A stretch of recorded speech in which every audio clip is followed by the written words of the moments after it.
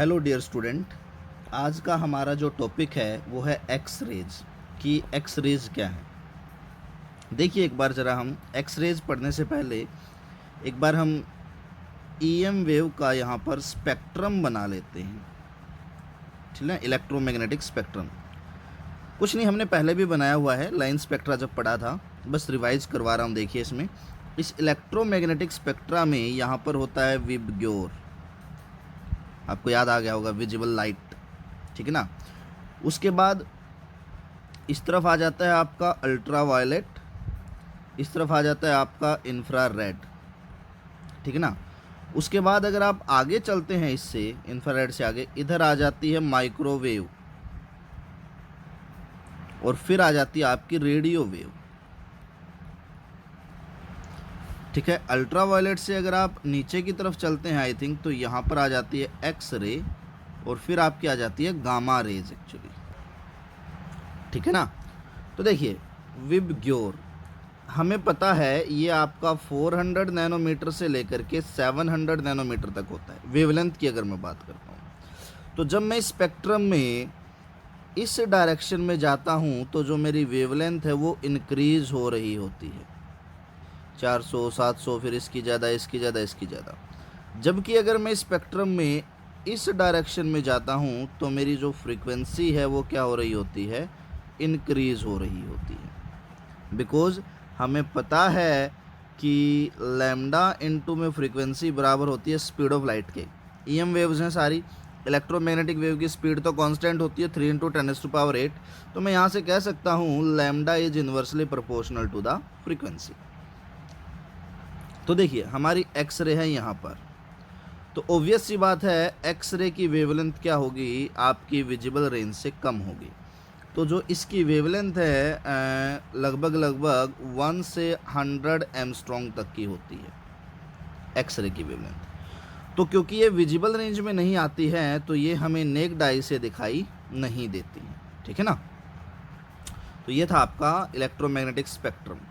अब चलिए ज़रा देखते हैं एक्स रेज क्या होती है। देखिए, एक्स रेज इलेक्ट्रोमैग्नेटिक रेडिएशंस हैं, वेरी शॉर्ट वेवलेंथ, हमने देख लिया 1 से 100 एंगस्ट्रॉम तक की वेवलेंथ है, एंड हाई एनर्जी, इनकी एनर्जी बहुत ज़्यादा होती है, which are produced when fast moving electron strike with a heavy atom. तो जब फास्ट मूविंग कोई भी इलेक्ट्रॉन किसी हैवी एटम से स्ट्राइक होता है तब आपकी एक्सरेज प्रोड्यूस्ड होती हैं। कैसे प्रोडक्शन होगा वो हम देखेंगे भी आज हम एक्सरेज का प्रोडक्शन ही देखेंगे। देखिए, डिस्कवरी, इनको रोंटेजन ने 1895 में डिस्कवर किया था। कई जगह पर काफ़ी प्रोनाउंसिएशन में इसको रोंटेगन भी बोलते हैं, काफ़ी प्रोनाउंसिएशन में इसको रोंटेजन भी बोलते हैं, तो जो आपको ठीक लगे, कन्वीनियंट लगे, रोंटेगन ठीक लग रहा है तो रोंटेगन बोल सकते हैं आप। 1895 में उन्होंने इसको डिस्कवर किया था। एक्चुअली वो क्या कर रहे थे, वो एक डिस्चार्ज ट्यूब के साथ एक्सपेरिमेंट कर रहे थे, और ये जो डिस्चार्ज ट्यूब थी ये थी लो प्रेशर पे और हाई वोल्टेज पे। तो लेट अस सपोज ये कोई मान लो डिस्चार्ज ट्यूब है हमारे पास में, तो उन्होंने क्या देखा कि जब वो इस डिस्चार्ज ट्यूब के साथ एक्सपेरिमेंट कर रहे थे, इसके पास में कोई फ्लोरोसेंस मटेरियल रखा हुआ था जिस पे सिंटिलेशंस आने लग गए। तो उनको लगा कि हो सकता है ये सिंटिलेशंस विजिबल लाइट की वजह से हों।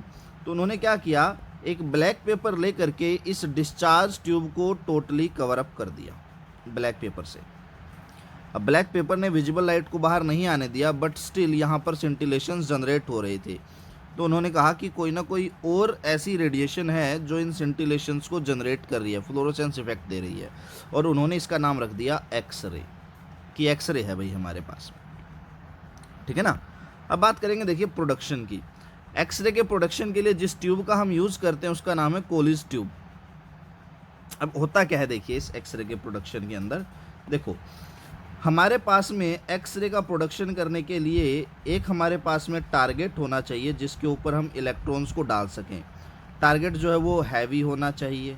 तो टारगेट के लिए हम टंगस्टन या हम किसी भी हैवी मेटल को यूज़ करते हैं टारगेट के लिए हम, जैसे टंगस्टन हो गया या आपका मोलिब्डेनम हो गया, हैवी मटेरियल्स। ठीक है ना।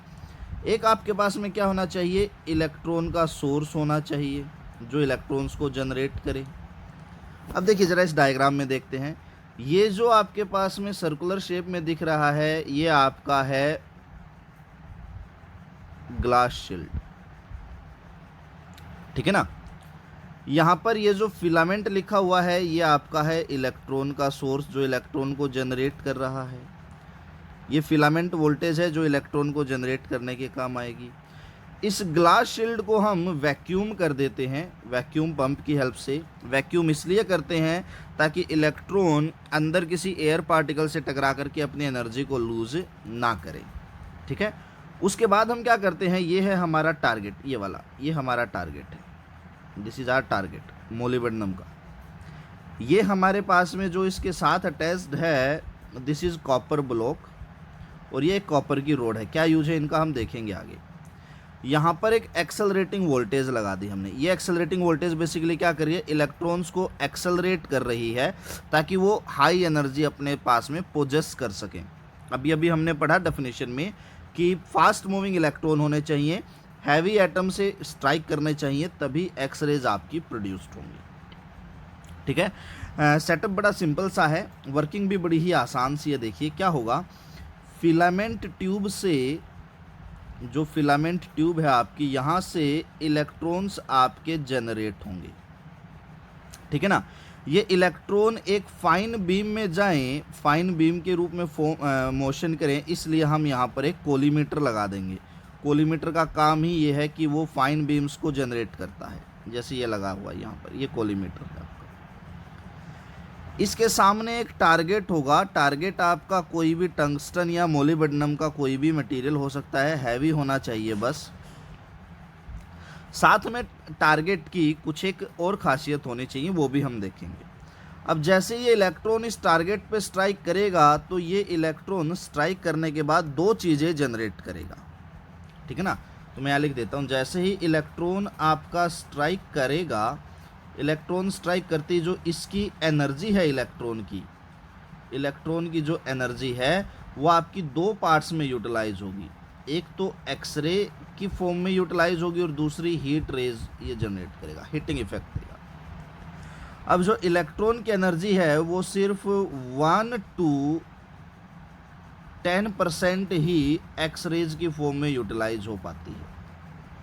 बाकी जो रिमेनिंग अप टू 90% की एनर्जी है वो आपकी लॉस हो जाती है in the form of heat की फॉर्म में। एज ए रिजल्ट यहाँ का जो टेम्परेचर है वो काफ़ी ज़्यादा क्या हो जाता है, टेम्परेचर आपका बहुत ज़्यादा बढ़ जाता है। इसीलिए हम जो टारगेट एलिमेंट रखते हैं उनका जो मेल्टिंग पॉइंट है, वो मेल्टिंग पॉइंट जो है दैट शुड बी हाई, वो हाई होना चाहिए ताकि जब टेम्परेचर बढ़े तो वो मेल्ट डाउन ना हो। इसलिए हम टंगस्टन या मोलिब्डेनम जैसी मटेरियल्स का यूज़ करते हैं, ठीक है ना। अब बात आती है, देखिए ये कॉपर ब्लॉक क्या करते हैं बेसिकली। ये कॉपर ब्लॉक, कॉपर हमें पता है एक अच्छा कंडक्टर है, वो क्या करता है, इस टारगेट के पास जितनी भी हीट जनरेट होती है उसको एब्जॉर्ब कर लेता है और एब्जॉर्ब करके इस टारगेट से बाहर क्या कर देता है, रिलीज़ कर देता है। अब जो कॉपर ब्लॉक है आपका वो किसका काम कर रहा है, वो कॉपर ब्लॉक एक हीट एब्जॉर्बर का काम कर रहा है। वो हीट को एब्जॉर्ब करेगा और टारगेट ब्लॉक से बाहर क्या कर देगा, रिलीज़ कर देगा। एज ए रिज़ल्ट टारगेट का जो टेम्परेचर है वो डाउन रहता है। टारगेट के टेम्परेचर को डाउन करने के लिए हम वाटर भी सर्कुलेट करवाते हैं इस डिवाइस के अंदर, ठीक है ना। तो देखिए दोबारा देखिए एक बार प्रोडक्शन कैसे होती है। फिलामेंट क्या करता है, इलेक्ट्रॉन को क्या करता है, रिलीज़ करता है। इलेक्ट्रॉन हमारे टारगेट से स्ट्राइक करते हैं, टारगेट से स्ट्राइक करके वो एक्स रेज को क्या कर देते हैं, जनरेट कर देते हैं। इलेक्ट्रॉन की सिर्फ 1 से 10% तक की एनर्जी ही एक्स रेज की फॉर्म में यूटिलाइज हो पाती है। बाकी जो 90% की एनर्जी है वो लॉस हो जाती है in the form of heat. जब वो एनर्जी हीट की फॉर्म में लॉस होती है तो टेम्परेचर आपका क्या हो जाता है, इंक्रीज़ हो जाता है। एज ए रिज़ल्ट हमें जो टारगेट मटेरियल है वो हाई मेल्टिंग पॉइंट के लेने होते हैं। अब जो एक्स्ट्रा हीट यहाँ जनरेट हुई है वो कॉपर ब्लॉक के थ्रू कंडक्ट करके बाहर एटमॉस्फेयर में रिलीज़ कर दी जाती है, ठीक है ना। इस तरह से आपके पास में एक्सरे जनरेट होती हैं। देखिए अब एक्सरे जनरेट हो गई, दो चीज़ों का इफेक्ट एक्सरेज के ऊपर पूछा जा सकता है। पहला इफेक्ट तो इलेक्ट्रॉन यानी कि फिलामेंट में जो करंट फ्लो हो रहा है, भाई चार्ज मोशन करेगा तो करंट फ्लो होगा, इस करंट का क्या इफेक्ट है। दूसरा पूछा जा सकता है इस एक्सेलरेटिंग वोल्टेज का क्या इफेक्ट है एक्सरेज के ऊपर। तो देखिए हम अभी इफेक्ट ही देखेंगे। तो देखिए अभी हम बात करेंगे कि फिलामेंट में जो करंट है और जो एक्सेलरेटेड वोल्टेज है उसका क्या इफेक्ट होगा एक्सरे के नेचर पे, ठीक है ना।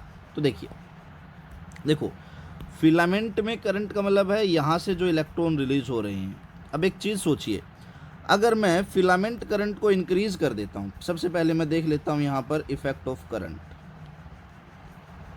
ठीक है ना, इफेक्ट ऑफ करंट। अब अगर मैं फिलामेंट करंट को इंक्रीज कर देता हूँ, फिलामेंट करंट को बढ़ा देता हूँ, फिलामेंट करंट को बढ़ाने का मतलब है नंबर ऑफ इलेक्ट्रॉन्स मैंने बढ़ा दिए, इंक्रीज कर दिए, तो जितने ज़्यादा नंबर ऑफ इलेक्ट्रॉन्स टकराएंगे उतने ही ज़्यादा फोटॉन्स रिलीज होंगे।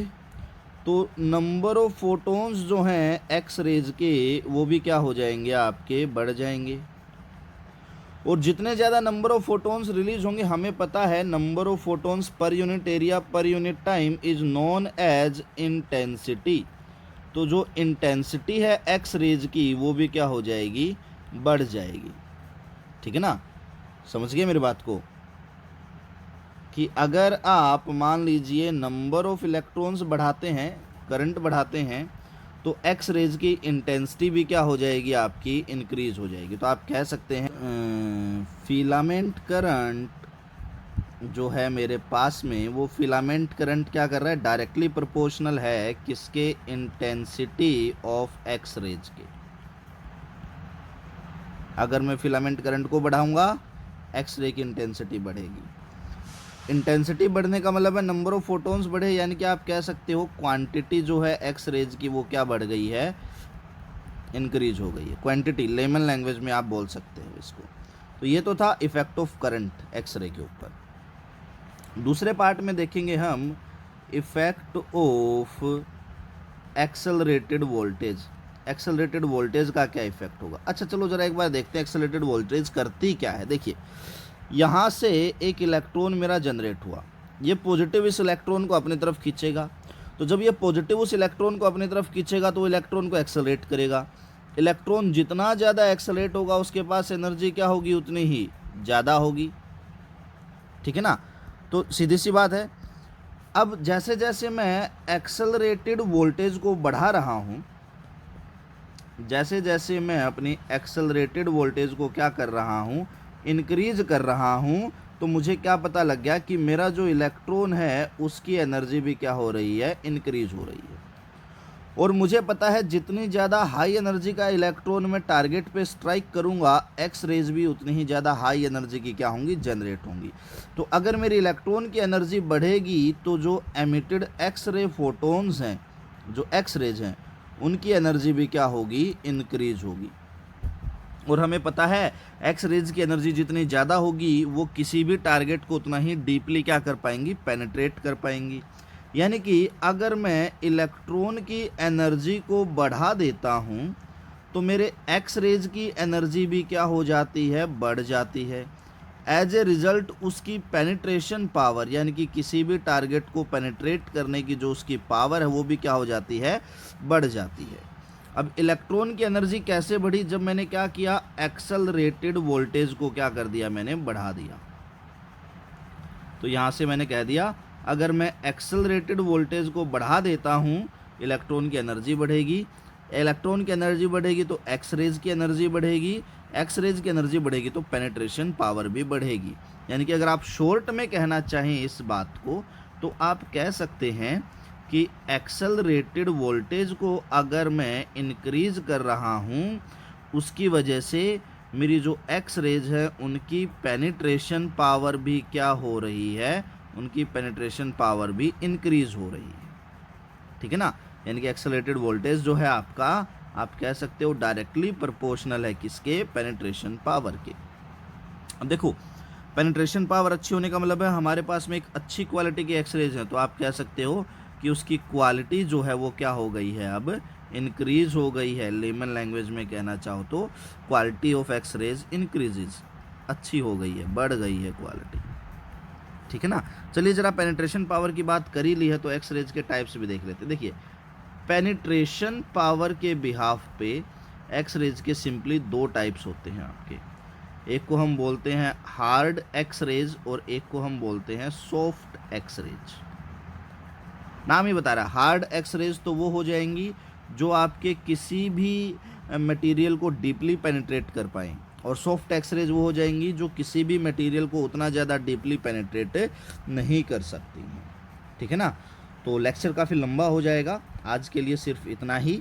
कल हम एक्स रेज की प्रॉपर्टीज़ देखेंगे, साथ में इसका स्पेक्ट्रा देखेंगे जो बहुत बहुत ही ज़्यादा इंपॉर्टेंट है, जिससे क्वेश्चन आएगा आपका। Thank you, have a great day ahead.